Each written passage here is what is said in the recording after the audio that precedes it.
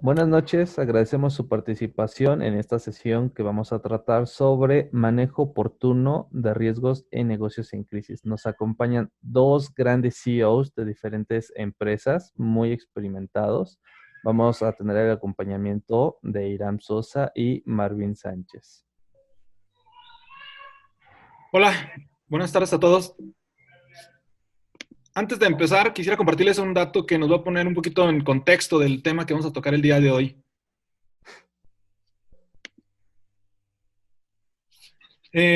Fíjense que esta estadística se hizo a nivel mundial, no solamente en México, queda claro que al considerarse a nivel mundial o internacional está considerado México, pero ¿qué está sucediendo? Fíjense que cuando se está operando algún negocio, pues obviamente a nivel de operación todo el mundo conoce los problemas, o sea, es donde más en esa frente de batalla, digámoslo así, de los negocios, se entera a cada uno de los problemas a nivel de operación. Pero ¿qué sucede? Cuando lo queremos informar hacia los, digamos, los rangos superiores, llámese un coordinador o un supervisor o llámese a la dirección general, fíjense lo que está ocurriendo, de llamar la atención. Cuando lo pasan a los que nos coordinan, llámese un líder de proyecto, llámese a un gerente, a un supervisor, perdón, nada más se entera de ese 100% de problemas, el 74%.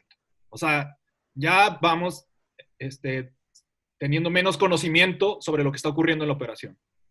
Cuando estos le informan a sus superiores, a sus coordinadores, llámese así, o a sus gerentes, a estos se les comunica nada más el 9%. Fíjense el brinco que está dando ya. Desde el 100% de problemas que había en la operación, el gerente nada más se entera 9%. Poniéndole el número para que quede un poquito más claro. De 100 problemas que existen en la operación, nada más les estoy enterando al gerente de 9 de ellos. Quieren ver todavía lo más grave del asunto es el dueño de ese negocio, independientemente del tamaño que sea, nada más se entera del 4%. Es decir, de 100 problemas que existen en la operación solamente se está enterando del 4%.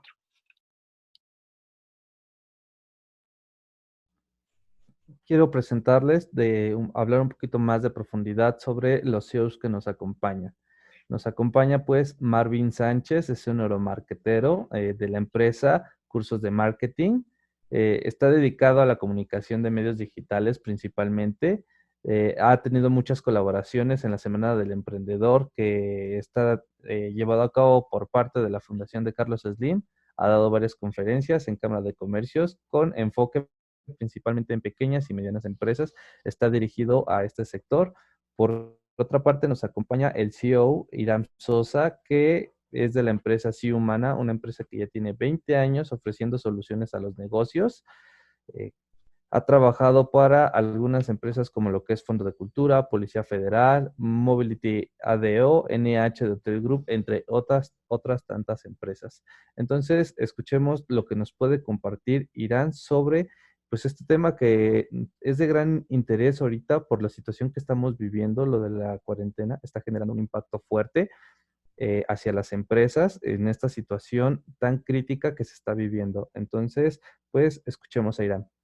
Muchas gracias, Brian. Como es costumbre de cada una de nuestras pláticas, comenzamos hablando con el primer tema que fue de estos webinars, que era entender un poquito de cómo nos movemos todo el mundo por proceso. ¿Qué les he comentado acerca de procesos? O siempre que platico qué es un proceso para que a todo el mundo nos quede lo bastante claro. Un proceso es una receta, todo el mundo trabajamos por procesos, llámese de manera formal o informal, pero todo el mundo trabajamos bajo recetas. Que sea bueno o sea mala la receta, pero trabajamos por recetas. ¿Qué significa esto? El ir yo a mi trabajo en un día normal, pues yo me levanto, tomo un transporte y llego a mi trabajo. Y todo eso lo podría detallar y lo haría como una receta. Al paso del tiempo puedo ir mejorando esa receta. ¿Sí? ¿Qué quiere decir? A lo mejor veo que me estoy tardando más en el transporte que estoy eligiendo normalmente, que podría ser el transporte público, y digo, no, estoy llegando tarde. Y a lo mejor cambio y digo, ahora voy a irme en taxi. Voy mejorando esa receta. Esas son las mejoras que suceden en un proceso. Es igualito, todo el mundo define ese proceso, llámese en una industria de manufactura, tienen su proceso para hacer el producto y lo van viendo día a día cómo se va comportando y tiene esos indicadores que nos ayudan a ir haciendo la mejora. En lo que exponemos ahorita en la lámina, pues viéndolo en un ejemplo pequeño, pero más que nos deja en un entendimiento más claro, puede ser que cómo puedo obtener una planta. Es decir, primero lo que tendría que buscar es esa semillita que me ayude generar esa gran planta que busco. Pero para esto va a necesitar una serie de pasos. ¿Como cuáles pasos? O sea, el que tengo que sembrarla a tal profundidad, etcétera, etcétera, y luego tendré que irla alimentando, llámese con nutrientes, llámese con agua. Y en el día a día tendré que ir viendo cuánta agua y cuánto nutriente, porque será indudable que me estaré equivocando al inicio, pero después iré haciendo ese famoso tuning y me tendré que ir ajustando a lo que está requiriendo esa planta, hasta ya tener lo que busco, la planta ya germinada, que ya me pudiera dar frutos. Igual, semana con semana, hay que estar siempre enterado de cómo va en esta crisis de salud. Recordemos que vivimos dos crisis, la más importante de salud y la segunda, la económica, que es una consecuencia de la primera. La semana pasada habíamos visto la estadística donde estábamos alrededor de cifra cerrada, que era 24, más o menos, si no mal recuerdo, era una cifra de 24,000. Ahorita ya son 36,327.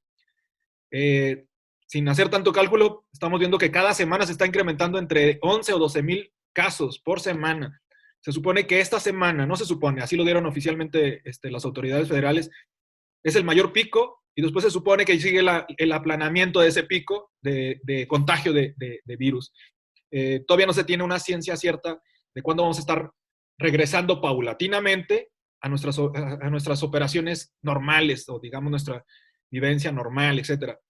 Ya se habla de fechas, no hay nada seguro, se comenta mucho que va a ser a partir del 1 de junio, lo van a hacer paulatinamente. Hablaba nuestro presidente que tenemos municipios que no han sido contaminados y donde dice que son los primeros que van a regresar. Una cifra es de 217, si no me recuerdo.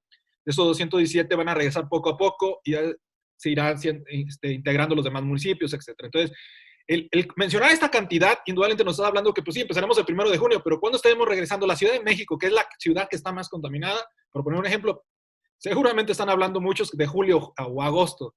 Vamos a esperar que dan formalmente las autoridades de ese regreso.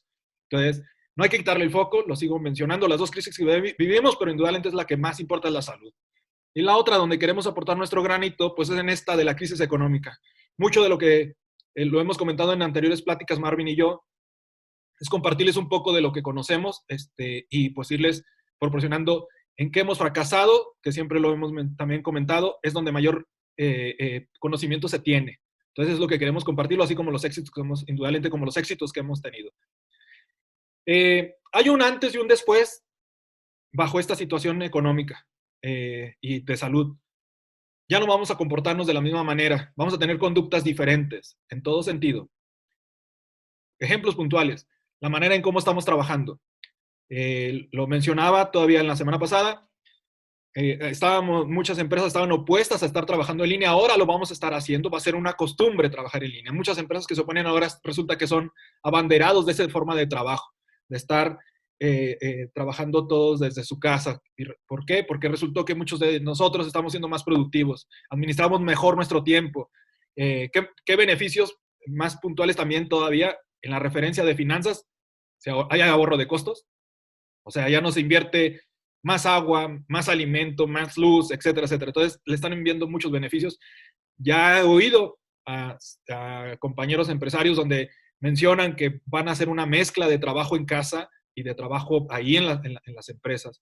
Entonces, eso es bastante beneficioso, bastante. ¿Por qué? Porque tiene muchas consecuencias. Indudablemente, vas a pasar más tiempo, estamos valorando más el tiempo con familia.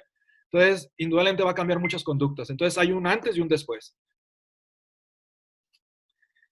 ¿Qué estrategias hemos recomendado en esta crisis económica? Y por experiencia, no solamente nosotros, les dije cuáles empresas lo han hecho. Marvin nos contó de algunas de ellas también, que han logrado salir de crisis, han hecho el incremento de beneficios. Les decía yo que la estrategia esto de las alianzas es receta probadísima que nos puede servir. Por nomás mencionar alguna, Marvin y yo somos aliados comerciales, nos ha resultado bastante beneficioso. Acuérdense por dos puntos que siempre menciono las ventajas de una alianza. Por la parte de compartir riesgos, indudablemente, y complementar el valor que estamos generando. Yo puedo ser bueno en algo y mi socio o mi aliado comercial puede ser bueno en otra cosa y nos complementamos y lo hacemos mejor todavía. También algo que hemos repetido es, indudablemente la crisis nos ha llevado a la parte de de estarnos adaptando. Por ahí lo decía Darwin, que no es el que evoluciona, no es el más inteligente, sino el que aprende a adaptarse en las especies. Indudablemente está sucediendo eso también entonces en los mercados. Las empresas, los negocios que van a evolucionar son aquellos que se están adaptando. Es decir, que se están adaptando a estas situaciones de crisis, que están adaptando a las oportunidades, o bien que se están redefiniendo. Todavía la sesión pasada estuvimos platicando de algunas empresas que se han redefinido. Y hay varias que ustedes estoy seguro que conocen. Y la plática puntualmente que de la semana pasada, que hablábamos también de que el entendimiento de esto de los valores, y hablábamos específicamente del valor simbólico de México, cómo se ha utilizado buenas prácticas para posicionarnos a nivel nacional e internacional como empresa, de estar haciendo un entendimiento de qué nos ha llevado. Ya lo mencionábamos mucho, era centrado en esto de los valores. Ahora sí, encontramos sentido cuando nos dicen, oye, dentro de la entidad de la empresa están los valores, ¿para qué sirven ellos? Pues básicamente para eso, para que alinees tu producto y servicio a esos valores. ¿Sí? Igual, pues si nos vamos más para atrás, pues eso implica que toda mi capacidad organizacional esté orientada o alineada a esos valores. Llámese la misma gente, la forma de cómo me administro, estarían centrados en esos valores.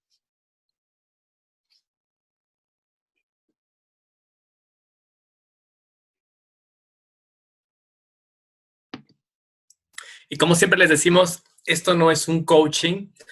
Creo que ya el Internet está lleno de estas personas que solo motivan. Y está bien, necesitamos a veces también motivación, pero creo que ya vemos muchas personas motivadas. Creo que muchas personas estamos viendo muchas oportunidades y creo que nosotros compartimos herramientas, compartimos conocimiento para que dentro o después de esta lamentable situación, lo puedan aplicar. Entonces, esto no es un coaching, no nos vamos a motivar, no, ya hay mucha gente haciendo eso. Entonces, nosotros sí vamos a ayudar, vamos a darles herramientas para que sus negocios puedan ser prósperos y tengan una estabilidad.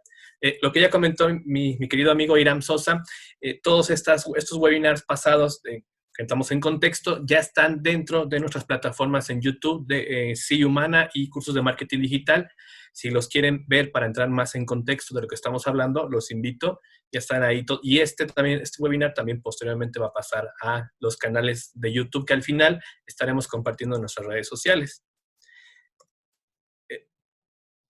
Me gustaría que nos ayudaran en Menti, que es una aplicación para poder entender qué está pasando, que si nosotros entendemos que es un riesgo.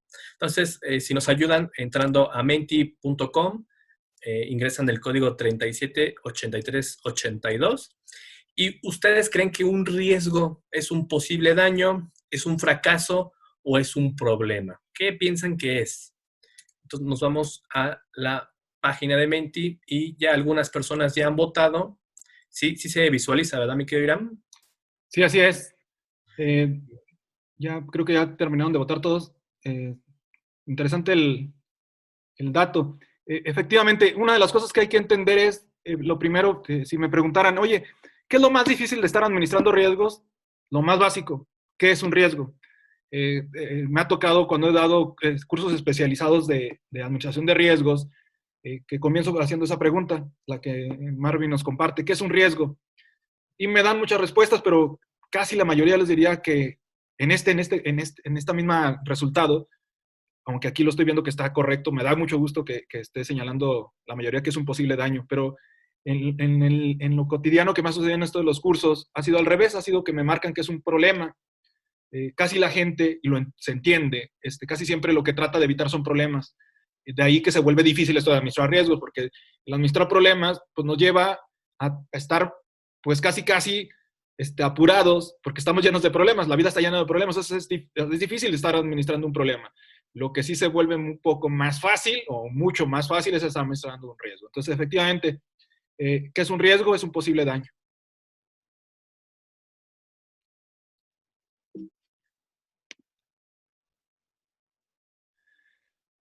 Y ya les decía, la vida está llena de problemas y es difícil estarlos administrando. Se vuelve mucho más simple la parte de estar administrando los riesgos. Un riesgo me lleva a una consecuencia que es un problema. Esa es la relación que existe entre uno y otro. De antemano, pues es lo que nos lleva a pensar de manera consciente, más estar resolviendo problemas que riesgos. ¿Cuál creen? Yo aquí la pregunta que les lanzo a todos los que nos están acompañando es, ¿cuál creen que sería un riesgo en el negocio en el que están ustedes? Bien sean dueños, bien sean socios, bien sean integrantes o colaboradores de ese negocio. ¿Cuál creen que sería un riesgo? Por poner un ejemplo acerca de esto, todavía explicar más qué es un riesgo. Mi riesgo sería tener obesidad a lo mejor. ¿Sí? Ese es mi riesgo. Entonces tendría que prevenir eso. De entrada es lo que de consecuencia o por manera natural pienso, es prevenirlo. Entonces tendría que estar alimentándome bien para no llegar a una situación que no deseo, que es el problema de estar obeso. ¿Sí? Entonces tendría que hacer todas las acciones o actividades, como quieran llamarle, para que no me suceda lo que quiero que no ocurra como un problema. ¿Sí? Bueno, hay una receta. Aquí dejo decirles que es paradójico. ¿Por qué digo que es paradójico en esto de la receta de administrar riesgos? Porque cuando les digo, la receta es de 4 pasos, todo el mundo dice, pues está muy sencillo, no está complicado. Y sí, es cierto, no está tan complicado, pero está paradójico porque ya que uno empieza a desglosar esos pasos, se ve que es laborioso. Y ahorita se van a dar cuenta por qué. Lo primero que tengo que hacer es identificar riesgos. Ese es el primer paso, identificar riesgos.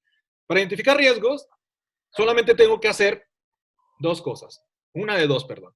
O bien, porque llevo una estadística o un registro puntual cada vez que hago administración de riesgos y los voy identificando y voy diciendo cuánto ocurre o qué probabilidad de que ocurra, etcétera, etcétera. La otra es mi primera vez que voy a administrar riesgos y la herramienta que más se utiliza es la lluvia de ideas. ¿Qué significa esto de la lluvia de ideas? Déjenme decirles que de entrada es una herramienta que parece simple, pero siempre la andan matando. ¿Por qué? Si yo dijera ahorita, a ver, Marvin, Brian, vamos a hacer una lluvia de ideas, de riesgos. Y si suponiendo, mi estimado Marvin, que Marvin hiciera un comentario y yo dijera, ay, Marvin, ¿cómo se te ocurre eso? Y es lo primero que hacemos, ya estamos matando la idea. Entonces, obvio es que Brian va a decir, no, a la otra lo voy a pensar, ya no voy a decir cualquier cosa porque ya Irán va a decirme que soy un tonto, que etcétera. Y eso sucede en la práctica, créanmelo. Lo he visto en muchas empresas para las que he trabajado cuando hago esto de hacer lluvia de ideas. Luego empieza el comentario de decir, ay, ¿cómo se le ocurrió? ¿Cómo crees ver Irán lo que hizo? Entonces, ya estás matando la herramienta. Entonces, aquí lo único que les pido es muchos de ustedes, yo sé que no han hecho esa administración de riesgos, cuando hagan esa lluvia de ideas, tengan la libertad de expresarlo. Créanlo que, literal, a veces hasta de las ideas que parecen estúpidas son las mejores. Eso se los digo también por experiencia. Entonces, lo primero que tengo que hacer es esto. Entonces, identificar los riesgos. Lo segundo es clasificarlos. ¿Por qué los clasifico? Porque el clasificarlos me va a hacer que yo pueda darle un trato especial a cada riesgo. ¿Sí? Eso es lo que sucede cuando lo clasifico. ¿Qué tipo de clasificación tienen los riesgos? Pueden ser de producto o de servicio, ¿sí? Puede ser de negocio, ¿sí? O bien de proyecto o una iniciativa o un programa. Pues lo voy a repetir. Puede ser un riesgo de producto o servicio, ¿sí? Es decir, ¿qué tiene que ver, qué puede afectar a mi producto o servicio? Lo estoy poniendo en otras palabras. Voy a poner un ejemplo. ¿Qué riesgo tengo en que mi producto es que hago jugos de naranja? Los riesgos. Que yo pueda ser repetitivo hacia otra empresa que ya genera otro puesto que ya genera jugos de naranja. El riesgo es que no pueda tener los clientes que yo estoy buscando. O en un servicio haría exactamente lo mismo. Tendría que ver cuáles son los riesgos. En la parte de un negocio es en lo que está previo a generar ese producto o servicio. En otras palabras, yo tengo mi puesto de jugos y dije, los riesgos de mi producto son que no le guste a mi cliente, que sea una copia de mi competencia, etcétera. Son los riesgos. De negocio podría ser, oye, que no tenga la lana para comprar todos mis insumos. Ese es un riesgo de negocio. ¿Sí? Todo lo propio para la generación de mi producto o servicio. Un riesgo de proyecto, pues va en ese sentido de como proyecto. Voy a invertir en hacer jugos ahora con combinación de sabores. Lo pienso como un proyecto y estoy hablando en un puesto, O sea, cuando digo proyecto siempre lo aclaro porque casi todo el mundo asocia los proyectos a las grandes empresas. No, hasta tus proyectos, tú tienes proyectos personales. ¿Sí? La cuestión es de que como no sabemos trabajar por proyectos, no queremos hacer ni siquiera uso de eso. Y déjenme decirles que ya hablaremos también en alguna de las pláticas cómo es trabajar por proyecto, que son buenas inversiones esto. Entonces, cuando son riesgos de proyecto, tiene que ver en ese sentido de inversión. ¿Qué estaría afectando a esa inversión? Ahora bien, voy a recapitular en lo poco que hemos avanzado. Ya van 2 pasos de la receta. La primera fue identificar los riesgos. La segunda voy a clasificarlos. ¿Y clasificarlos en cuál sentido? En esos 3 tipos de riesgo. De producto o servicio, de negocio y de proyecto. ¿Sí? Ahora, ¿cuál es el tercer paso? Tengo que definir la probabilidad y el impacto. ¿Qué quiere decir esto? Todos los riesgos son importantes, pero como siempre, pues hay de importancia a importancia. Entonces tendré que ver cuáles son los donde mayor foco va a tener. ¿Sí? No quiere decir que le quite a los demás el foco. No, no, a todos les va a tener, pero hay algunos que me interesan mucho más. El ejemplo que estaba dando de los riesgos de negocio, de la lana, pues es obvio que va a tener mucho foco. ¿Sí? Entonces, tendré que definir la probabilidad. Esto de la probabilidad está muy asociado con los que les dije en el primer paso. Si he sido muy procedural, digamos, muy teórico, yo en mi empresa, eso significa que llevo un registro y un histórico de ese registro, y eso me permite hacer estadística y, en consecuencia, probabilidad. Entonces, podría decir hasta es el 80% más probable. Ahora, déjenme decirles algo que yo creo que todos nos conectamos en esto que les voy a comentar. Las empresas, ustedes me dijeron, oye, de las empresas grandes en las que he trabajado, sin dar nombres, pero para las empresas grandes que he trabajado, ¿han llevado algún registro de probabilidad? No, casi siempre ha sido más en el sentido común. ¿A qué me refiero con el sentido común? Dicen, ¿qué tan probable es? Oye, como un 80%. ¿Qué tan, cuando son bajos las probabilidades, como qué número manejan? Un 25, 20%. O sea, es en esa parte intuitiva, si lo quieren ver de esa manera. Entonces, no está mal, porque ustedes son los que son sensibles a esa probabilidad. Entonces, ustedes lo pueden catalogar de acuerdo a esa sensibilidad. Y el impacto, miren, puede ser que sea, nada más para que vean la lógica, puede ser que sea muy probable que se dé, pero el impacto sea bajo. O puede ser la probabilidad que sea muy, muy bajo, pero el impacto sea muy grande. Ejemplos así muy reales. ¿Qué tan probable es que tiemble en México? Muchos me van a decir, pues es muy constante. Sí, pero que tenga una consecuencia grave.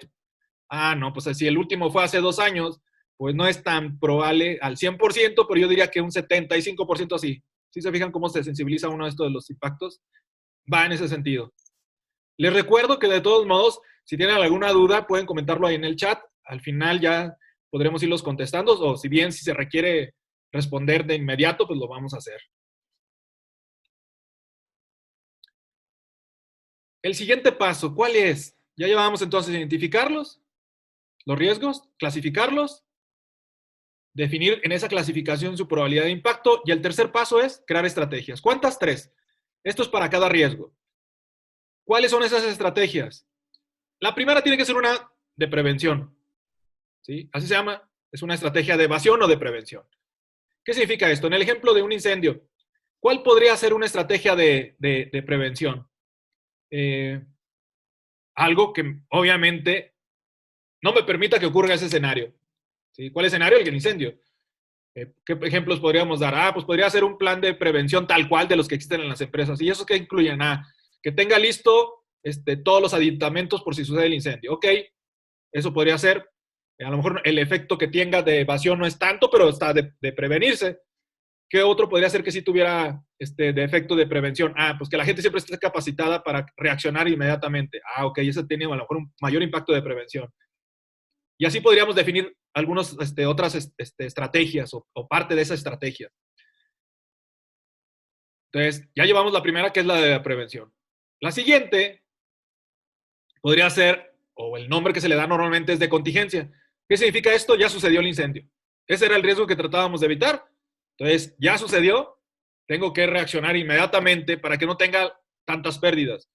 ¿Qué estrategia se nos podría ocurrir? Pues la de manera así muy, muy lógica dices, oye, tendría que ser ya ejecutar con las herramientas o aditamentos que pudieran apagar ese incendio, llámese un extintor, etcétera, etcétera. Entonces, eso podría ser mi estrategia de contingencia, es decir, pues poner en efectividad la parte de usar los extintores. ¿Ok? El tercero, que sería el de mínimo impacto. ¿Qué quiere decir esto? Ya sucedió el incendio, ¿sí? No pude apagarlo. Resultó que tengo que hacer algo porque no pude apagarlo. Ya está haciendo la consecuencia más grave. Tengo que crear una tercera estrategia que sería el mínimo impacto. Imagínense en este ejemplo que estoy diciendo del incendio. No lo pude apagar con los extintores, ni con la gente que estaba bien capacitada, ni con la cantidad de la misma gente. Tendría que, pues obviamente, implementar la tercera estrategia. Esto significa que ya las pérdidas o los daños son bastantes, pero lo que trato de hacer es rescatar lo más que se pueda. En este caso, pues muchos podrían decir, oye, pues ya no, lo peor que puede suceder es que ya no tenga mi empresa, que ya no pueda operar. Pensando en eso, diría, pues una estrategia es que tuviera algún plan para trabajar en casa. Y eso sucedería. ¿Ok? Siempre que hablamos en esto de administración de riesgos, algo que también aclaro es, se trata de un balance. No hay que ser tan negativos ni hay que ser tan positivos.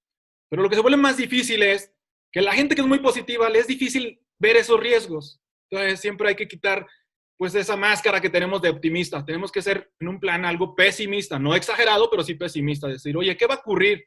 ¿O qué puede ocurrir que no desearía que ocurriera? Y en eso se tendría que trabajar.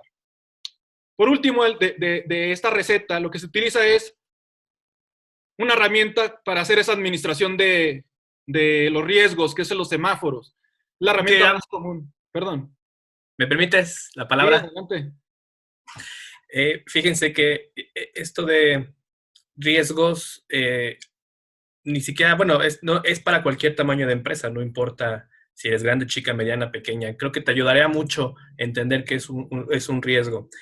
Y un ejemplo lamentable que yo vi en redes sociales fue el de una chica que era socia conductora de Uber. Esta chica lamentablemente pasó una situación en la noche cuando estaba trabajando dentro del Uber. Un chico se puso agresivo, le aventó una lata en la cabeza, le hizo una herida. Ella se comunicó a Uber y desafortunadamente Uber no le dio un respaldo, porque no tienen un protocolo de riesgos, no habían medido ese riesgo de qué pasaría si a sus conductores les pasa algo, los agreden, no sé, cualquier cosa. Entonces, ellos no tienen este protocolo, entonces como no tienen ese protocolo, pues la chava no supo qué hacer, hizo lo que cualquier persona inteligente pudo haber hecho, llamó a unos paramédicos, la cosieron, después fue a levantar el acta. También ella cuenta en la historia de Facebook, bueno, en las redes sociales donde la vi, ella cuenta que desafortunadamente ni en el Ministerio Público ni Uber la pudieron ayudar. Y fíjense que he escuchado también varias historias de este tipo que agreden a los conductores y Uber no tiene un protocolo, no ha medido este riesgo para saber qué hacer, cómo proteger a los conductores, a los socios. Lo único que les dice en todos los casos es háblale a tu seguro. Pero obviamente, pues en algunos casos no puedes quedarte dentro en el sitio por el riesgo que estás corriendo. Entonces es lamentable que ni siquiera Uber protege a sus conductores. Tiene gran seguridad para los que pedimos el viaje, o sea, los usuarios sabemos quién es el que nos recoge, las placas, el modelo, el coche, sabemos todo. Pero para sus socios no saben ni a quién recoge, ni a dónde van. Entonces hay muchas zonas en México, lamentablemente, que la llamamos como rojas. Entonces creo que cuida mucho al usuario, pero no cuida mucho a su socio. Entonces, ¿por qué no ha medido estos riesgos? Entonces, fíjense que hasta ellos mismos, siendo una transnacional, una empresa reconocida a nivel mundial, no ha visto estos riesgos que están pasando sus conductores. Entonces, es lamentable. Y pues, también otro punto que también es muy importante, creo que por lo que hemos estado viendo, la violencia de género, tampoco creo que las empresas no han medido ese riesgo de qué pasaría en caso de un acoso a una compañera, para un compañero. Entonces, creo que también eso es importante, tener esos riesgos y saber qué hacer, cómo actuar. Y exactamente para eso nos sirve este semáforo, para saber la gravedad del problema y saber cómo actuar. Sí. Muchas gracias, mi querido Irán. Sí, fíjate que aunado a esto que acabas de comentar, no más para que se den cuenta, efectivamente, bien lo decías, Marvin, empresas grandes, sí, efectivamente, he trabajado para empresas grandes aquí en México, empresas nacionales grandes, y me sorprende cuando hablamos de riesgos y que la gente no sea consciente de ellos. Voy a dar dos cifras o dos datos interesantes, reales, que me ha tocado a mí vivirlo. Lo primero, por ahí se hizo una estadística, lo hizo el PMI a nivel internacional, y decía que ¿en qué han fracasado? Le preguntaban a los directores de negocio, ¿en qué ha fracasado? ¿Por qué ha fracasado? ¿Cuál ha sido la razón por la que han fracasado? El 68% de este 100% que les preguntaban decía que era la administración de riesgos. Entonces, de entrada esto fortalece más el hecho de que hay que tener conocimiento sobre los riesgos, ¿sí? Y el otro dato que les quería compartir, en todos los proyectos de mi vida profesional, que han sido más de 20 años, para los que he estado llevando en cierto tiempo de estos proyectos, cuando les pregunto les pido, perdón, les solicito a los integrantes del proyecto, a ver, por favor, vamos a trabajar los riesgos, y les digo, hagan ustedes, si lo saben, pues entréguenme, por favor, cuál es su universo de riesgos. Y miren que me salen a veces con que 20 riesgos, 15 riesgos. Yo les digo que qué padre ser tan optimista, pero la vida no es color de rosa. Por dar un número, porque no hay una ciencia cierta de cuántos riesgos, pero si ustedes me dijeran, Iram, de a lo largo de todos los proyectos que he llevado a cargo, ¿cuántos riesgos identificas en promedio? En promedio, de 75 a 100 riesgos. O sea, y estoy seguro que me quedo corto todavía en algunos de ellos, pero poniendo un promedio son 75 a 100 riesgos que pongo por proyecto. Ahora, haciendo un paréntesis, acuérdense de la receta que llevamos. Llevamos identificación de riesgos. Si dije que son 75 en promedio que hago, entonces en cada proyecto, inversión, lo que ustedes digan, voy a levantar 75. Dije que voy a tener que clasificarlos. Esa clasificación dije que podían ser de 3 tipos: de negocio, de producto o servicio, o de proyecto. Tengo que clasificarlos. Igual, algo que les aclaro es, no son excluyentes. Puede ser que un riesgo sea de los 3 tipos o de 2 tipos, ¿eh? Eso también es importante saberlo. El siguiente paso dije que era crear estrategias. Y aquí viene, por eso les decía que es paradójico. El tercer paso me dice 3 estrategias. La de prevención, la de contingencia y la de mínimo impacto. Si dije que son 75 los riesgos que levanto en promedio, voy a tener que crear 3. Multipliquen 3 por 75. O sea, imagínense la cantidad de estrategias que tengo que administrar. Entonces, no es un trabajo sencillo, no es nada difícil, pero es muy laborioso, bastante laborioso hacerlo. Pero vale la pena, créanmelo que vale tremendamente la pena. Ya hemos comentado, ahorita nos decía Marvin esto, o sea, imagínense la consecuencia de esto que decía Diego, o sea, todo lo que trae consecuencia en todo tipo. O sea, ya olvídense de costos, o sea, en todo tipo. Entonces, vale la pena hacer esa inversión de trabajo, ¿sí? De estar administrando los riesgos. Bien, los invito ahora otra vez a que nos ayuden con su participación en lo que es la pregunta que estamos lanzando en Menti. Ya se saben la página. Lo pueden hacer a través de su móvil, ¿sí? O a través de su computadora si nos están viendo. Es www.menti.com y les va a pedir inmediatamente un código, así como se ve en la pantalla, como aparece en el celular, igual le aparece en la computadora. Hay que darle ese código y hay que responder lo que nos pregunta. Dice, ¿en dónde se debe poner la mayor atención durante el monitoreo del semáforo en la administración de riesgos? Ya les decía que la herramienta que más se utiliza es un semáforo. Creo que se movió. ¿No? Sí. Perfecto. Ok. Ya están participando. Y creo que ya habían terminado. Creo que se adelantaron con lo que puse ahí de la lámina. Ya parece que ya terminamos. Interesante. La mayoría dice que amarillo. Bastante interesante. Voy a explicar lo siguiente. Dije que era lo de la herramienta del semáforo. Y un semáforo se comporta como tal, que ustedes conocen en las esquinas del centro de la ciudad, donde estamos viendo ahí que están los 3 colores. El rojo, amarillo y verde. Y efectivamente, o sea, no sé, no dije, fíjense nada más, dije interesante, no dije me sorprende. Porque del 100% que he dado pláticas de esto, la respuesta ha sido esta, amarillo. Voy a hacer la analogía que lo hice hasta con mi amigo Marvin. Cuando vamos en un auto y vemos que se pone el semáforo en amarillo es donde más reaccionamos, le pisamos más y no frenamos. La mayoría hacemos eso, y me incluyo. Entonces, esa es la reacción que ya tenemos natural hacia los riesgos. Vemos que va a empezar en problemas, o ya estamos en problemas porque amarillo ya es problema, y hacemos algo. Y aquí los voy a poner un poquito a que hagan conciencia, a que reflexionen. ¿Dónde nos interesa más estar en una situación? ¿En verde, en amarillo o en rojo?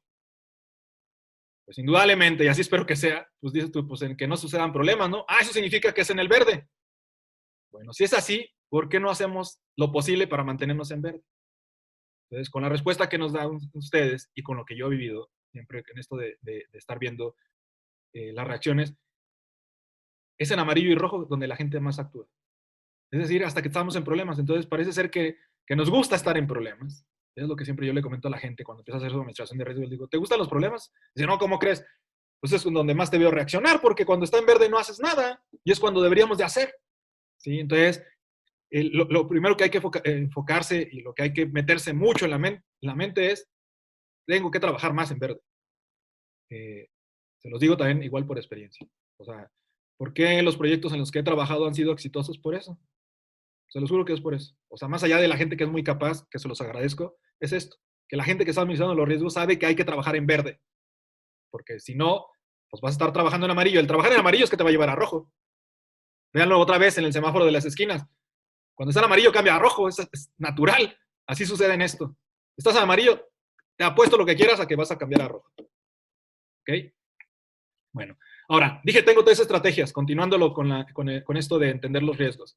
La primera fue la de preventiva, la segunda fue de contingencia y la tercera mínimo impacto.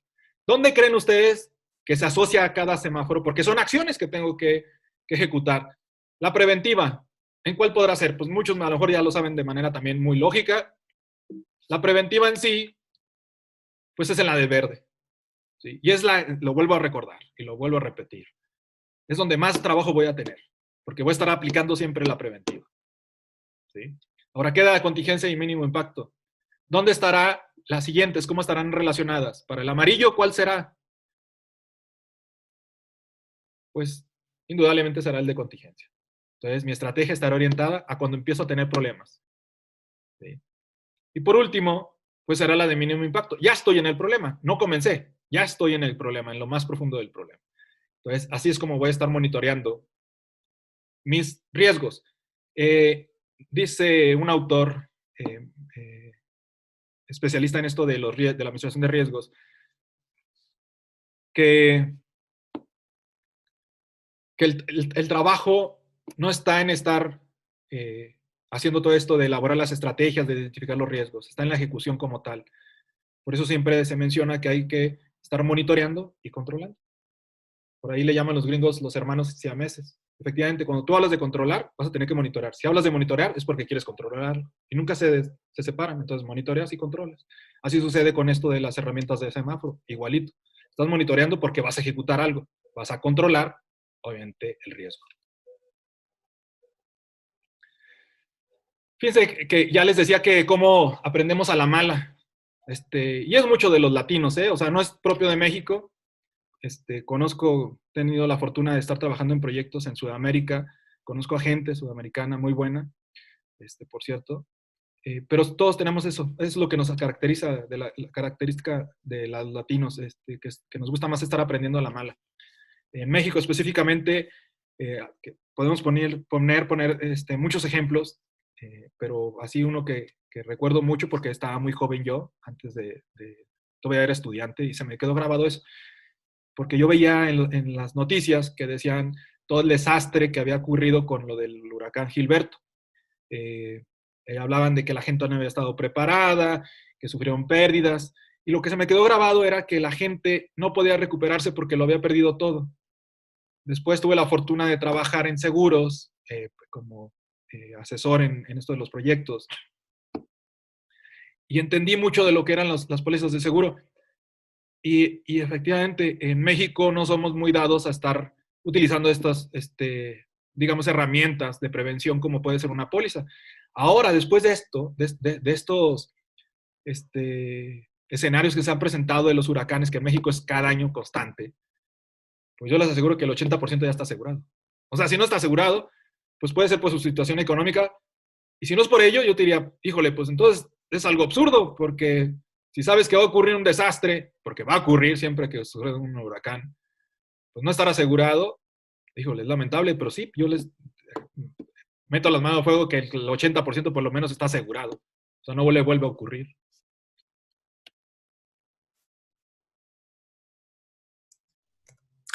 Y fíjense que, curiosamente, el único deporte que tiene una póliza contra pandemias es el famosísimo internacional torneo de Wimbledon en el Reino Unido. Ellos fueron los únicos que previeron, gracias a la pandemia del 2002, que fue el SARS. Entonces, ellos desde entonces compraron una póliza para protegerse en caso de una cancelación de dicho evento. Es el evento más prestigioso, pues más antiguo a nivel mundial.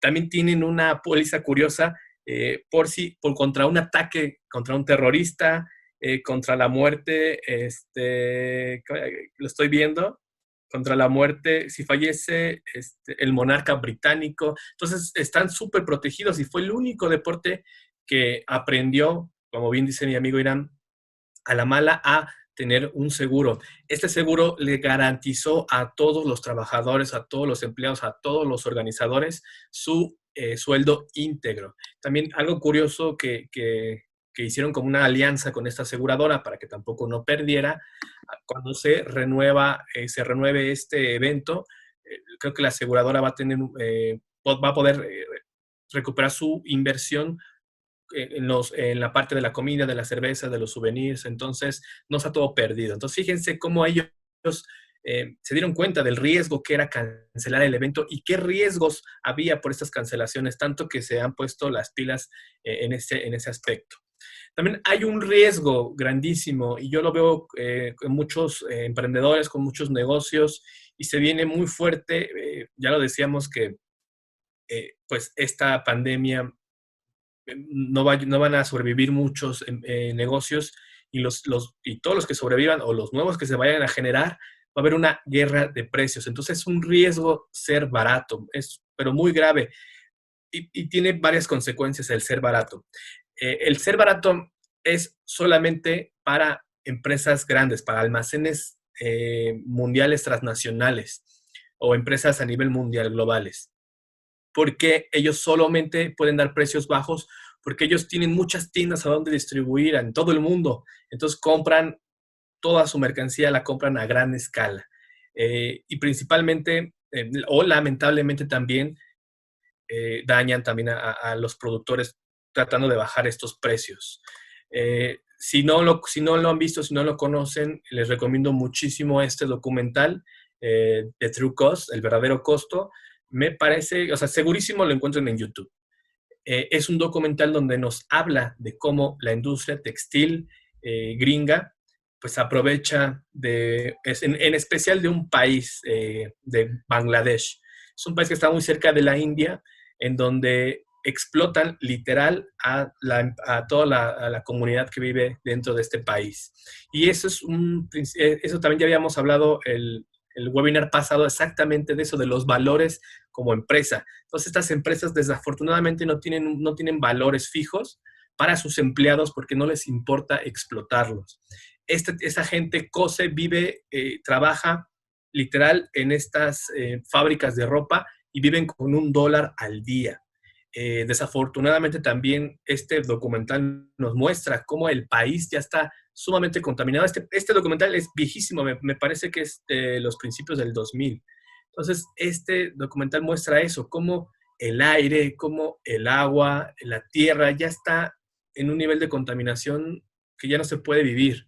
Inclusive ya los actuales documentales que hablan sobre esta problemática también demuestran cómo la gente nace ya con una deformación por tanta contaminación. Entonces, vean cómo, si quieren enterarse un poquito más de cómo son los valores empresariales, vean el webinar que tenemos en YouTube de Valor Simbólico de México como Marca, donde ahí hablamos más profundamente sobre este tema. Desafortunadamente, entonces, estas marcas por eso tienen precios tan bajos. Entonces, vamos a dejarle que ellos se maten con esos precios bajos. Entonces, como nosotros no podemos dar precios bajos, y cuando lo hacemos, pues dañamos nuestro sector. Yo lo veo mucho, por ejemplo, en el sector del diseño, de la impresión. Yo me acuerdo hace algún par de años, cuando empecé con esto del diseño y de la impresión, mandar a hacer tarjetas a todo color era carísimo, o sea, te costaba 3,000, 4,000 pesos el millar. Ahora lo han reducido, ¿no? Como no tienen una idea del costo, entonces dañan al sector del diseño, dañan al sector que imprime, dañan a muchísimos gente que está dentro de este sector. Entonces, a lo que te dediques, si tú eres esa persona que da barato, estás afectando a muchos alrededor al tuyo. Por ejemplo, les pongo esta imagen del consultorio médico. Ustedes imagínense cuánto invierte un odontólogo por la mesa, la silla, la basura, la computadora. Es un dineral lo que se invierte en cualquier sector. Entonces, ¿cómo es posible posible de dar barato. Y pongo este ejemplo porque yo he visto actualmente como un boom en esta parte de los consultorios odontológicos y cada vez veo más baratas las limpiezas. Entonces, en vez de estar peleando por precios bajos, ¿por qué no mejor estamos peleando por crear una propuesta de valor mejor para el consumidor? Entonces, desafortunadamente eso es lo que pasa. Como no sabemos cómo crear una propuesta de valor, cómo creamos valor a nuestro cliente, pues lo único que se nos ocurre es competir por precios bajos. Entonces, esto hace que dañes principalmente a tu sector. Otro problema que tenemos otro riesgo que tenemos al dar precios bajos es que no tenemos un crecimiento. Imagínate que volvimos al mismo ejemplo de los dentistas del sector odontológico. Imagínate que tú tienes el sueño de dar mucho trabajo a muchas personas, de hacer un hospital, de crecer rápidamente. Entonces, siendo barato, va a ser imposible que tú tengas un crecimiento, va a ser imposible que des trabajo a más personas, va a ser imposible que tengas un hospital ya más grande, siendo de tu giro, de tu comercio. Entonces, eso también es un riesgo muy, muy grande. ¿Por qué? Porque nos guste o no nos guste, todo cuesta en esta vida. Por ejemplo, tú mismo capacitarte o capacitar a tu equipo de trabajo cuesta. Hacer un logo bonito, llamativo, atractivo para que llame la atención, también cuesta. Hay aplicaciones, hay muchas cosas, pero las gratuitas, acuérdense que lo barato sale caro. Hay también un documental interesante en Netflix de cómo el chico que hizo la renovación del logo de Instagram, cómo se inspiró y cómo lo hace. Está muy interesante. La otra es crear un empaque, crear publicidad también cuesta, buena publicidad cuesta. Una logística, entregar a tiempo, entregarle bien a tu consumidor también cuesta. Y lo principal, un sitio web pues, también cuesta. Y ahorita es indispensable ya tener un sitio web. Si antes pensabas que pues, un sitio web pues, era para negocios grandes, estás en un error. Un buen sitio cuesta y ya es indispensable para hoy en día. Esta pandemia nos enseñó que el mundo real está parado, pero el mundo virtual sigue trabajando a 1000 por hora. Entonces, un sitio web es sumamente importante y un buen sitio web es más primordial hoy en día. Y bueno, decimos, bueno, está bien, para no ser baratos, para crear valor a nuestro cliente, ¿qué hacemos? Primero, pues hay que identificar la solución, tratar de ser diferente y tratar de ser congruente con lo que estamos diciendo y con lo que estamos haciendo. Eso es sumamente difícil para muchos sectores. Entonces, vamos a tener un webinar. El próximo va a ser vamos a hablar sobre el nuevo consumidor. Va a ser el próximo martes y vamos a hablar un poquito más a profundidad de cómo crear una propuesta de valor. Esta pandemia nos está regalando la posibilidad de crear, de innovar, de hacer una nueva propuesta de valor ya cuando regresemos a la nueva normalidad. Entonces, yo también les sugiero que nos visiten, nos vean el próximo martes para que se enteren más de cómo va a cambiar el consumidor y cómo crear una nueva propuesta de valor. Y, por ejemplo, me gusta mucho mencionar a este aparatito, el NutriBullet. Este es una licuadora común y corriente. Pero imagínense cuando los creadores de este producto, de este producto, se dieron cuenta de que era un riesgo salir al mercado anunciando como una licuadora de frutas y verduras o para hacer para licuar solamente ese tipo de alimentos. Entonces, qué difícil era salir al mercado con eso, porque al final es una licuadora común y corriente. Entonces tuvieron que crear un concepto. También eso es lo que yo les sugiero. Para que tú seas diferente y creas una propuesta de valor amplia, tienes que crear un concepto. Fíjense, yo tengo, tal cual, esta es mi licuadora. Yo me echo jugos verdes, yo me echo aguas de avena, de muchas cosas. Y yo les puedo asegurar que hace la misma función que el NutriBullet. El único detalle es que mi licuadora hace unas salsitas, pero bien sabrosas. Lamentablemente, en NutriBullet no puedes hacer salsas porque el vaso es de plástico, entonces se contamina, se puede contaminar de salsa, de chile, entonces ya vas a ver feo los jugos que te hagas en un futuro. Entonces, fíjate, como mi licuadora tiene vaso de vidrio, pues yo puedo hacer lo que se me antoje. Y he hecho frappés y he hecho muchísimas cosas. Entonces, la diferencia es el precio y el concepto. Entonces, NutriBullet te vende un concepto de salud. Desafortunadamente, o sea, sí te ayuda, como cualquier alimento nutritivo, natural, sin conservadores, sin ser procesado, te ayuda a mantener una salud. Pero ellos crearon este concepto de si te compras un NutriBullet, pues vas a estar igual de guapa y delgadita como la güera que los que salen en los comerciales, que eso es como venderte un estereotipo, que no está mal, sí, pero es un complemento, o sea, no simplemente por tomar jugos ya te vas a hacer súper delgado y vas a hacer súper fitness y te va a cambiar la vida, no, o sea, son herramientas, son cosas que necesitas tener una buena alimentación, hacer ejercicio y tal vez también procurar tomar jugos a lo mejor todos los días de diferentes frutas. Entonces, es una herramienta más, no es la solución. Entonces, yo sé que muchos de nosotros o muchos de ustedes están acostumbrados a lo fácil, a lo rápido. Pero déjenme decirles que esa fila está llena, está completamente saturada. Entonces, no busques lo fácil, no busques lo rápido, mejor busca lo complicado, que ahí hay muy poquita gente. Entonces, ahí es donde te puede dar muchos más beneficios. Entonces, este producto al final no es innovador. Fuera innovador, a lo mejor si se cargara con la luz solar, no sé, si tuviera una aplicación para automatizarlo, no sé, o sea, la verdad no es nada innovador. Entonces, desafortunadamente también ellos invierten mucho en crear estos conceptos, que como no es algo innovador, no es algo nuevo, no es algo que revolucione el mundo, entonces tienen que invertir en estos conceptos. Otro riesgo son los descuentos. Como lo decía en un principio, cuando regresemos los negocios a la normalidad, va a haber mucha gente bajando precios, mucho y dando descuentos. Pero los descuentos no son para ni las pequeñas, ni las medianas, ni las grandes empresas. Son para las nacionales que se pueden pelear con los precios. Entonces va a haber mucha gente tratando de vender con un 30, con un 50, con un 60, va a querer vender como sea, pero nosotros imagínense, tú das barato y luego das descuento, pues no vas a perder, no te queda nada de utilidad. Entonces es un riesgo también dar descuentos. Y vamos a entender el contexto. Cuando nosotros decidimos crear un negocio, vender un producto, un servicio, ser empresarios, emprendedores, tener una tienda, es un beneficio mutuo entre quien ofrece el servicio, el producto y quien lo compra. No es que a mí me hagan un favor por comprarme algo o el consumidor me esté haciendo un favor. Entonces, esto es recíproco.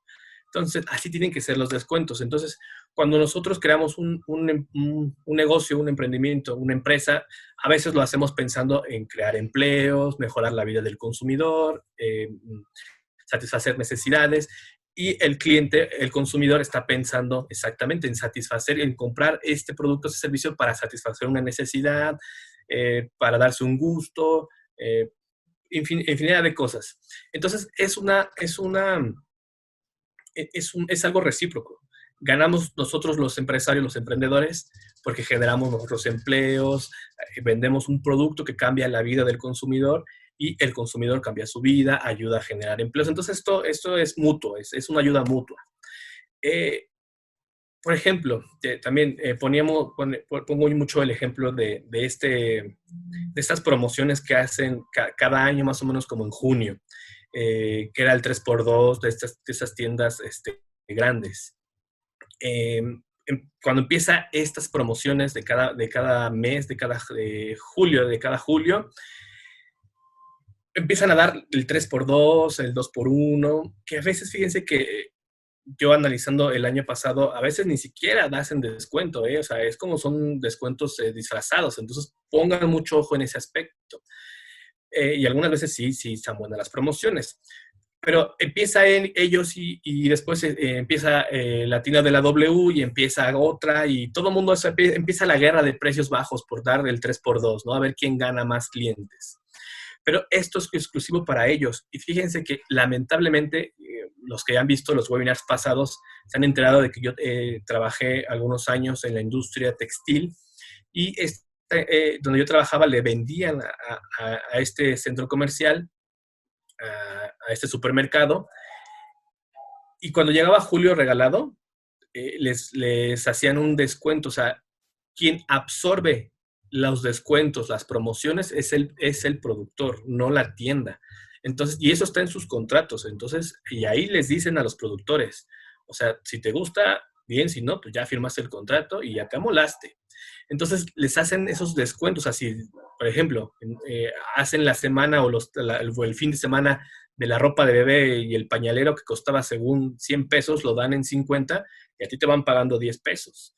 Entonces, imagínate qué lamentable que ellos hagan esas prácticas y a pesar de eso, te pagan a 60, 90, 120 días. Entonces, yo veo mucha gente que dice, ay, es que yo quiero entrar a vender al supermercado.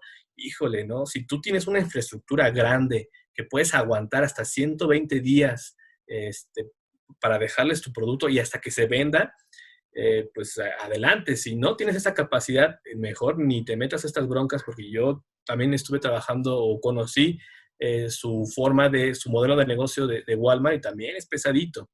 Entonces, desafortunadamente, estas empresas tienen estas malas prácticas de hacer estos Julios regalados, pero al final le cuesta al productor. Entonces, ellos no le pierden al final. Y pues mi querido Irán, también nos compartes alguna experiencia con esto. Sí, gracias, Marvin. Déjenme decirles algo. De lo que dice Marvin, que indudablemente coincido bastante. La estrategia de descuentos es una estrategia de negocio tal cual, te lo enseñan hasta en la escuela, pero efectivamente hay que dejar en claro que es el jugar, por llamarlo de alguna forma, en ese campo del dinero, pues solamente te va a ganar o va a ganar siempre los grandes, porque tienen la lana. O sea, son verdaderamente los que tienen esa capacidad. Voy a dar un ejemplo muy real. Todo el mundo ubicamos a las grandes refresqueras, llámese Coca-Cola o FEMSA en México y Pepsi. ¿Sí? Son las grandes refresqueras que están en nuestro país y en otros países. Cuando hace años, no recuerdo cuánto exactamente, 15 o 20 años o un poco más, llegó Bicola, que es un producto sudamericano, pues obviamente entró a competir en el mercado nacional, en México. Cuando todo el mundo lo empezó a conocer, o la mayoría lo empezó a conocer, dijo, no, se va a posicionar, va a ser un producto muy competitivo. ¿Por qué lo decían? Porque lo que piensa de manera natural el mercado es algo bajo. Tan bajo era que estaba en menos de la mitad del precio de los refrescos normales. Digo normales a los que estaban en el mercado, que era Pepsi y Coca-Cola. Y obviamente, pues siendo México un país tan consumidor de refresco, pues es lo que se veía, parecía que todas las variables estaban a favor de la competencia de Bicola. O sea, todo el mundo no experto decía, pues no, Bicola. Pero para la gente que tiene cierto conocimiento en esto, decía, no, la va a tener difícil. ¿Por qué? Porque no te puedes poner a competir con el precio nada más, porque te van a ganar con otras estrategias. ¿De qué sentido? La cadena de suministros o la cadena de distribución que tienen estas grandes compañías no se compara con la que tiene Bicola. Bicola es más pequeño en ese sentido. Por ahí en alguna de las pláticas que tuvimos, eran que les decía yo una anécdota que me pasó estando joven, donde iba yo a hacer montañismo, etc. Fui uno de estos años de mi juventud y nos enclavamos en la sierra, pero en donde eran 3 días de caminar de donde nos bajó el tren en aquel entonces. Le platicaba en una ocasión también a Marvin esta anécdota donde llegaba y en ese campo donde estábamos 3 días de camino, pues la sorpresa fue que nos encontramos a un joven en su burro llevando refrescos de la Coca-Cola. O sea, no encontrábamos agua, eso se los aseguro, no encontrábamos agua, pero ¿qué tal refresco? O sea, es indudable la distribución que tiene esta marca, y hay muchas como Bimbo, etcétera, que es lo que los ha hecho grandes, es su core, la distribución. Entonces, no puedes ponerte a competir en algo, en un campo en el cual no tienes ese argumento, por llamarlo de alguna forma, donde puedas ser competitivo. Entonces, indudablemente yo siempre he aconsejado, igual que Marvin, si vas a competir por costos, porque es lo natural que hace hasta desde el negocio pequeñito hasta el negocio grande, créanmelo. O sea, así como el taquero dice, mi competencia lo está dando en 10, yo lo voy a dar en 8. Vas a perder, créemelo. Porque si el otro lo está dando en 10 es por una razón, si ya tiene varios tiempo. O sea, y te va a ganar, te lo aseguro. Entonces, es una de las estrategias donde te dicen, si estás con las mismas variables que tiene tu competencia, entonces sí entra a competir. Si no, te van a ganar. Y está el ejemplo que les acabo de dar, eso sucedió con Bicola. Lo sacaron del juego. Y bueno, ¿qué hacer si no puedo yo dar un descuento bajando mis precios? ¿Qué puedo yo hacer como pequeño, mediano, grande empresario, emprendedor? Pues yo recomiendo mucho los descuentos por recomendación. ¿Cómo funciona esto? Por ejemplo, alguien toma un taller, un curso conmigo, le gusta mucho y me recomienda el primo, al hermano, al novio, a quien sea, me recomienda y viene conmigo y me dice, oye Marvin, me recomendó Juanito Pérez, quiero un curso contigo. Perfecto. Entonces, ¿qué hago? Yo a Juanito Pérez le doy un descuento para que tome un próximo curso. Le digo, ok, Juanito, gracias por la recomendación, te doy un 10-20% de descuento para tu próximo curso y lo tienes, este descuento solo lo puedes ocupar en un mes. Entonces, ¿qué pasa? Aquí ganan todos, ¿no? Gana quien me lo recomendó porque ya tiene un descuento en un próximo taller, en un próximo curso. Gana alguien, el recomendado porque es un taller que le va a funcionar, que va a ser algo bueno para su negocio. Y gano yo porque ya gané 2 clientes. Entonces, eso sí podría ser. Yo te puedo dar un 10% de descuento por cada persona que tú me recomiendes. Si me recomiendas 10 personas, pues te doy el curso a ti gratis, pero ya tengo 10 clientes.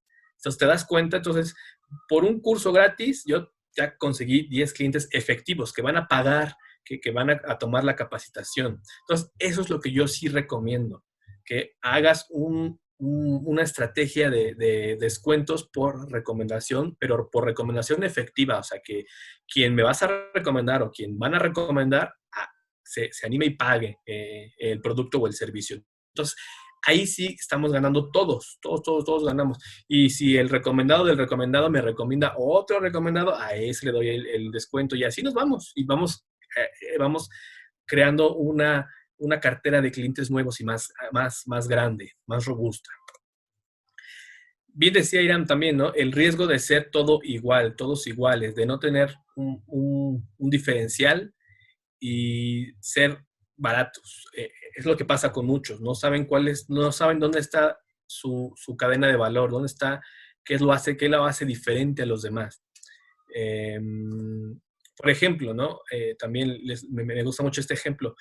Digamos que tenemos 2 vasos de agua, es la misma agua, la misma, donde yo serví la misma agua en de la misma jarra, entonces, pero una vale 2 pesos y la otra vale 5 pesos. Siempre les pregunto, ¿cuál comprarían? Cualquier persona en su sano juicio me va a decir la de 2 pesos. Pero si yo les digo la de 5 pesitos la toma Thalía, no, hombre, pues todo el mundo se va a la de 5 pesos. Entonces, ese es como el diferencial que hacen este tipo de aguas. Cuando nosotros en mercadotecnia le llamamos commodity, o sea, que que el cerebro no encuentra una diferenciación y la única que encuentra es el precio bajo y es por la que igual va a decidir. Pero cuando tú le das una diferenciación, no es por precio, se va por la que más le va a acomodar, la que más satisface sus necesidades.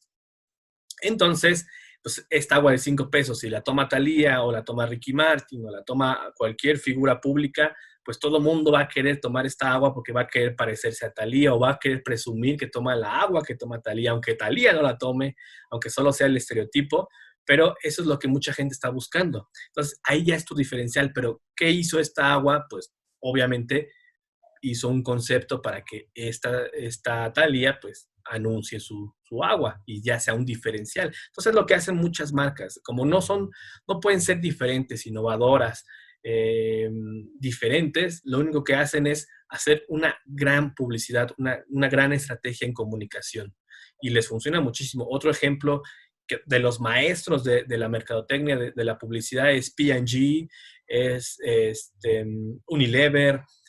Otro ejemplo que también les pongo mucho en las conferencias, en los talleres, es Axe.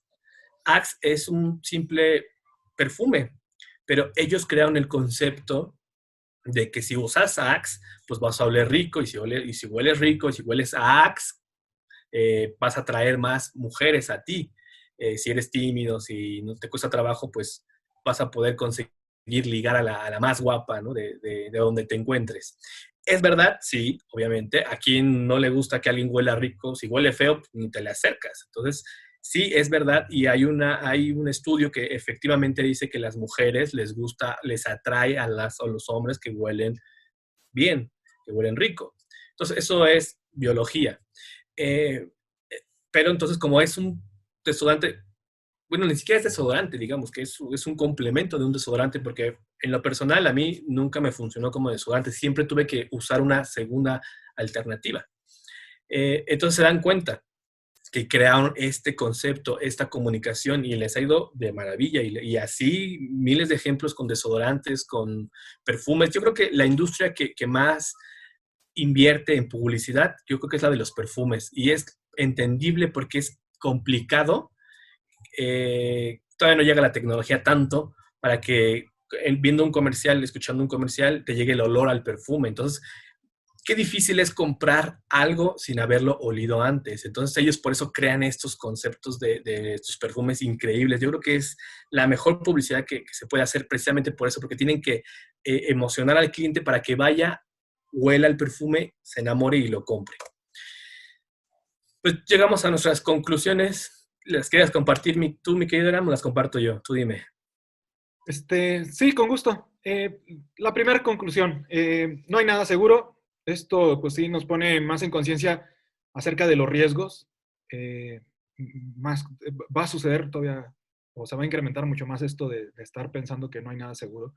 Desde el aspecto de decir, oye, ¿cuándo hubiéramos pensado que iba a ocurrir una pandemia de estas dimensiones? O sea, yo les aseguro que lo que platicábamos mi amigo Marvin y yo todavía en los días pasados, donde estábamos más pensando en una tercera guerra mundial con armas, misiles, etcétera. Y mira, que es un virus a lo mejor el que nos va a matar, que esperemos que no sea así, digo, pero ¿cómo es que ponemos escenarios que ni siquiera somos conscientes qué tan reales puedan ocurrir? Y esto, mucho de administrar riesgos es eso. Simplemente ponerle un termómetro a cada riesgo. ¿Qué tan posible es que se dé? Hay que correr riesgos, sí, ya lo decíamos. No se trata de ser tan pesimistas ni optimistas. Si ustedes le preguntan a cualquier empresario exitoso, oye, ¿no corre riesgo? Me imagino que no corres. Te va a decir que sí, pero no lo corre, pues digamos que ahora sí que a lo sonso. Lo va a correr siendo consciente de ellos. ¿Qué puede ocurrir si se llega a presentar? Para tener esas estrategias, para estar invalidando los riesgos. ¿Sí? Entonces, de eso se trata. Hay que correr riesgos, sí, pero consciente de ellos. ¿Va? ¿Qué es lo que también hay que entender? Que hay que aprender. Aprender cuáles se pueden suscitar, cuáles no pueden suscitarse. Ver qué estrategias son las correctas, porque mucho va a estar en función de qué tan buenos seamos administrando en esas estrategias, ya lo mencionábamos. Espero que les haya servido mucho lo que hemos platicado. Déjenles comparto algo que no quiero dejar pasar. Decía Marvin en su plática, no quise interrumpirlo, porque me estaba gustando lo que estaba comentando. Somos muy dados a ser repetitivos en las estrategias. Lo malo es que lo hacemos en las estrategias que no son convenientes para nosotros. Veo que tuvo éxito en esto, voy a hacer lo mismo. ¿Qué sucede? Pues, lo mejor que te puede ocurrir es ser segundo, porque primero no. Eso te lo comprueba la vida de todo empresario. El que lo hace primero, le toca mantenerse bastante en primero. Y si lo va haciendo, identificando su valor y estar preocupado por él, va a estar ahí toda su vida. El que lo repitas, como es mucho lo que hacemos en México, repetir esas estrategias, pues lo único que va a hacer es que eres del montón. O sea, y si bien te vaya, te dije, vas a estar en segundo. Y va a ser difícil que le puedas quitar el primero y ya será una competencia desgarradora, lo que tú quieras. ¿Esto por qué lo estoy poniendo como previo a lo que quería compartirles? Hay un libro que recomiendo mucho que es la parte de la estrategia del Océano Azul. Son de dos autores, uno es, no mal recuerdo, se llama Chan Kim. Buen libro. ¿De qué habla? Nomás para que vean qué tan buen libro. El negocio, por llamar de alguna forma, del Circo del Sol está centrado en eso. O sea, ellos utilizaron de estrategia de Océano Azul para hacer el negocio del circo. Y fue redefinir. ¿Qué habla este libro? Habla sobre tal cual un océano azul.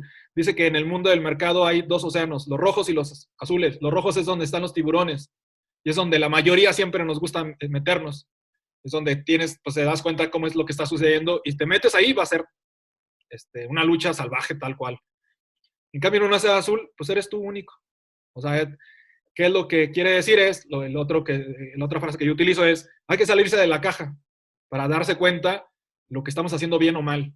Y lo que les aseguro es que donde estemos viendo lo que estamos haciendo mal, vamos a crear cosas que no existen. Y eso nos va a hacer exitosos. Muy bien. Les agradezco mucho que nos hayan acompañado. No sé si quieras agregar algo, mi estimado Marvin. Y pues desde que iniciamos un negocio, corremos el riesgo de que no sea rentable, ¿no? Entonces, desde ahí quiere decir que nos gustan los riesgos. Entonces, pues yo los invito a que corran muchos riesgos, como bien dice mi amigo Irán, que seamos conscientes de los problemas que se nos pueden atravesar dentro mientras emprendemos, mientras hacemos un negocio, y aprendamos de nuestros errores. Lamentablemente, no aprendemos de errores ajenos, sino de los propios. Pero estos riesgos nos hace tratar de manejarlos, de administrarlos, de controlarlos, nos hace aprender también, pero a lo mejor no sufrir tanto una caída tan fea. Entonces, corramos riesgos y sin duda los invitamos a nuestros próximos webinars gratuitos. El próximo es el nuevo consumidor. También, sin duda, va a haber un cambio extraordinario en nuestro hábito de compra. Tenemos también uno para Innova UNAM, para la máxima casa de estudio aquí en México, para la UNAM, que vamos a repetir el de alianzas en época de crisis, aunque lo repetimos, pero siempre agregamos cosas nuevas, porque siempre hay algo que agregar, siempre salen cosas nuevas. Y tenemos uno entre alianza y administración de tu dinero, es una mesa de debate, va a estar muy bueno. Va a ser pilares estratégicos contra el COVID. Vamos a tener un invitado de super lujo, no se lo pueden perder. Y posteriormente seguimos con el de administración de tu dinero. Todos estos webinars, los pasados, los subimos a nuestros canales de YouTube. Está el de Sei Humana, está el de cursos de marketing digital. También, si ustedes tienen la posibilidad, nosotros lo que hacemos es compartir un poquito de nuestro conocimiento, mucho poco, espero les pueda funcionar, pero lo puedan aplicar. Y esto lo hacemos de una manera gratuita. Nuestro único pago sería si ustedes tienen la posibilidad de acceder a Facebook, de cualquiera de las redes sociales de Sei Humana, de cursos de marketing digital, y nos puedan regalar su opinión, decir si les gusta, si no les gusta, qué temas podríamos más adelante ofrecerles con muchísimo gusto. Ese es nuestro único pago, que ustedes nos hagan el favor de ir a nuestras redes sociales y hacernos un comentario. No importa si sea negativo o sea positivo. Para nosotros es bien recibido. Y pues los esperamos el próximo martes. Ya está el cartel, ya está en los eventos, ya está en las páginas, ya pueden solicitar su pase de entrada para este próximo martes 19. Son 2 horas, empezamos todos los martes a las 7. Este ya sería nuestro sexto, me parece, ¿verdad, Croinam? El nuevo consumidor ya es el sexto webinar. ¿Tienes apagado tu micrófono? Sí, ese es el sexto. Ya es el sexto. Y pues esto ya es una tradición, ya se nos va a hacer costumbre. Entonces, probablemente repitamos algunos que si quieren, con mucho gusto los repetimos. Pero pues ya todos están dentro de nuestras plataformas digitales en YouTube. Principalmente están ya en YouTube. Entonces, si les da pena hacernos una pregunta, dejamos nuestros WhatsApp o igual en nuestras redes sociales también nos pueden hacer una pregunta. Si son muy penosos y no quieren salir en vivo ahorita, no importa, lo pueden hacer vía WhatsApp. Con nosotros, con muchísimo gusto, los atenderemos. Por ahí hay algunas preguntas, los vamos a responder, digo, por cuestiones ya de tiempo, no lo hacemos ahorita, pero ya lo que dijo Marvin, están nuestros datos y es una promesa, siempre respondemos, eso créanmelo, siempre. Entonces, bueno, adelante. Pues agradecemos su participación a todas las personas pues, que nos han visto. El tema que manejamos hoy, lo repito para que lo tengan en consideración o después quieran buscar el video, manejo oportuno de riesgos en negocios en crisis. Nos acompañó Irán Sosa, CEO de Sei Humana, y nos acompañó Marvin Sánchez de cursos de marketing digital. Pues les agradecemos mucho su participación y los esperamos muy pronto para el siguiente webinar y la siguiente sesión. Gracias. Muchas gracias, Brian. Muchas gracias, Iram. Nos vemos el próximo martes. Bye.